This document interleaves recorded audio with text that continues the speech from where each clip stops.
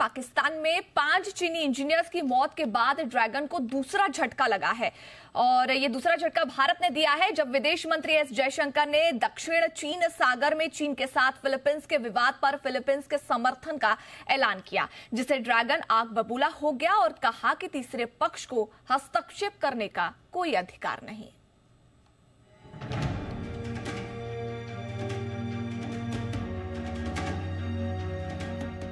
दक्षिण चीन सागर में फिलीपींस और चीन का विवाद गहराता जा रहा है। दोनों देशों के बीच इन दोनों हालात काफी तनावपूर्ण हो गए हैं।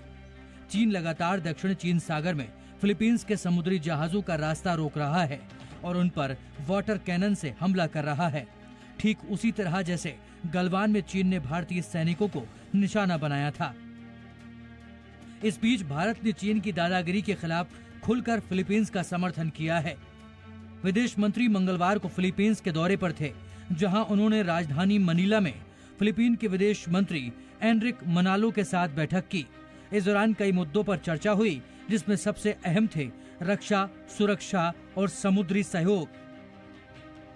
भारत के इस ऐलान से चीन बुरी तरह आग बबूला हो गया और उसने भारत को फिलीपींस के मुद्दे पर दखल न देने की धमकी भी दे डाली।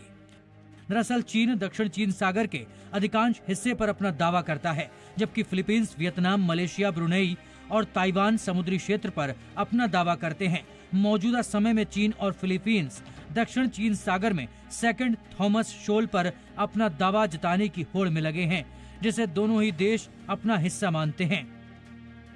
इसी को लेकर दोनों देशों के बीच विवाद चल रहा है। अब इस विवाद में भारत का फिलीपींस को समर्थन चीन को नागवार गुजरा है, जिससे वो बौखला गया है। ऊपर से फिलीपींस का भारत से ब्रह्मोस सुपरसोनिक मिसाइल खरीदना भी ड्रैगन को खटक रहा है। इतना ही नहीं, भारतीय तटरक्षक बल का विशेष प्रदूषण नियंत्रण पोत समुद्र पहरेदार आसियान देशों में तैनाती के तहत फिलीपींस की मनीला खाड़ी में पहुंच गया है।